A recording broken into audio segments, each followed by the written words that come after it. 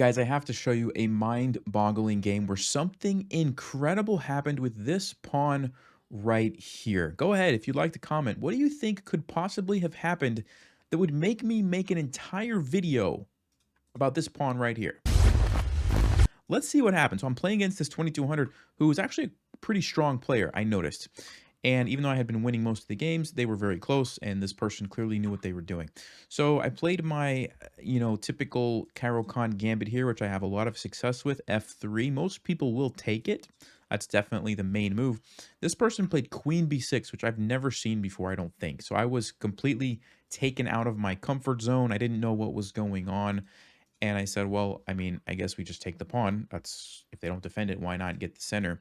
But then they play e5, which is a pretty annoying move because if I take it, notice how the queen is now lined up along these dark squares. And then the bishop can come out and the knight can come in. And actually, it's really tricky. Now, according to the computer, that's the best move. That's what I'm supposed to play. Captures here and then just defend everything with queen e2. But that's pretty scary in a game. And so I decided, you know what? Let me play knight to f3 just to defend. And I went for this queen trade. Now, this is a risky decision on my part because even though I have a lead in development, 3 pieces to 1, I now have the isolated e-pawn. And generally speaking, as you get closer to the end game, which means queens are getting traded, right? Isolated pawns become harder to defend and become bigger weaknesses. So this was a kind of a risky decision on my part, but I felt like with the lead in development, I'd be able to, defend okay. So I castled and I brought the bishop back. A lot of times when a knight is in the center, if you can put a bishop kind of behind, controlling the squares that the knight would like to move to, it really just kind of hinders what the knight can do, okay? And so that's why I brought the bishop back to e2. And remember, this pawn right here is going to be the hero in this game, and it's probably going to be in a way that you will never expect. Maybe since I said that, I just spoiled it, but let's keep going. So b3, what I'm doing here is just kind of putting my pawns on squares that control all of the squares my opponent's pieces would like to go to, right? So you can see the knight can't really go anywhere, the knight can't go anywhere, the bishop can't go anywhere. So I'm really trying to shut down what black can do. King to b2, knight to f5, we trade. So now I've fixed my isolated pawn, so we have nice 3 connected pawns. Very equal, very drawish looking position, right? Everything is super equal here. So I thought, okay, let me get the rook lined up. Maybe there's some tactics that could open up along this knight if black isn't careful.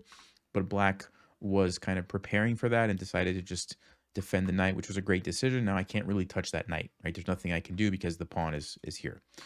So I brought my knight in, brought my rook over, decided to go for the trade because it was going to create some double isolated pawns and mess up black's pawn structure. So we get this trade and we get this trade. Now I'm feeling like, okay, maybe I have some chances to attack these with my king. The problem is I can't get in, right? Notice how the pawn and the knight are completely boxing out my king. Look at this. I can't go to any of these squares. How am I going to attack that pawn? It's not that easy, right? So bishop to e2, and the computer says it should just be a draw. Basically, I should play bishop to d3, which I did, and then it should be a draw. Now, at this moment, I want you to look at my opponent's time, okay? They had 1 minute and 25 seconds in a 3-minute game. We are dead even on the clock. You can see that, right? And they thought for a minute. They thought for a whole minute, or almost, and played h5. And I should have, if somebody thinks that long and they're a good player, they're thinking about something. And I should have slowed down here a little bit. I thought for a little bit and I ended up just taking it, which I'll show you what I calculated, but it was a bad, bad job on my part. So I took it thinking that, okay, they're going to take me, then they're going to come over here and try to take this, and then they're going to try to push their pawn, and I'm going to come up here and take these guys, and I'm going to try to push my pawn. And I thought that I would be one move behind, but that it would be enough to sort of prevent black from doing anything, and I'd be able to hold on for a draw. That's what I thought. I was totally wrong. Now, the engine finds a disgusting line here where you take with the pawn, you allow the king to come over, you come up, you allow them to take, you take, and when they go here and start pushing their pawn, look what the engine says to do. b4, then d4, then b5, and you're essentially clearing the way for the pawn so that it gets there faster than what happened in the game. And this way, you actually win, which is amazing to me. Look at this. You win the pawn race. You get the queen first, and you're in a winning position. So I didn't see that. That was crazy. What I saw and what I played in the game was, well, I'm just going to have to go for this race, which was not... Oh, sorry, that's not the right line. Let me go back to the game. um, this is what I saw where I'd have to go for this race. See, I didn't even think about the idea of capturing with my pawn, right?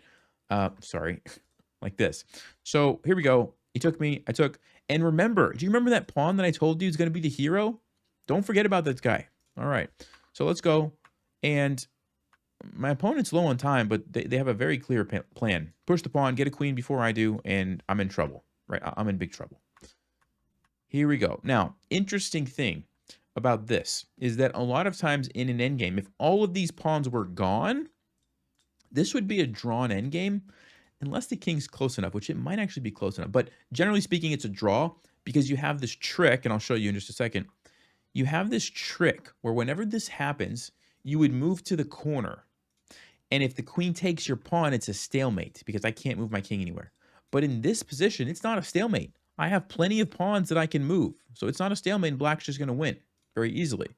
So because of that, I said, okay, I can't go for that trick. Let me run this way and see what happens. But here comes the king. My pawn is pinned. I'm just losing. It's over. It's over. So I'm like, well, I got to run. My opponent has plenty of time. 15 seconds is a lifetime here to checkmate me, right? I'm like, well, let me hide behind his pawn. You know, it's my only hope. And then he does this. And I'm like, it's over. I'm getting checkmated. There's nothing I can do. If I run here, it's checkmate. If I move a pawn, it's checkmate. And my opponent knew that. And so what does he do? He pre-moves the checkmate. So what did I do? H6, pre-move. Thank you very much, because it's checkmate, except it's not checkmate because of the hero. This pawn, remember this guy? Boom, boom, boom. Saves the game. The guy had 12 seconds. 12 seconds to play any number of moves. Queen check or, queen check and pawn up. I mean, there's so many moves.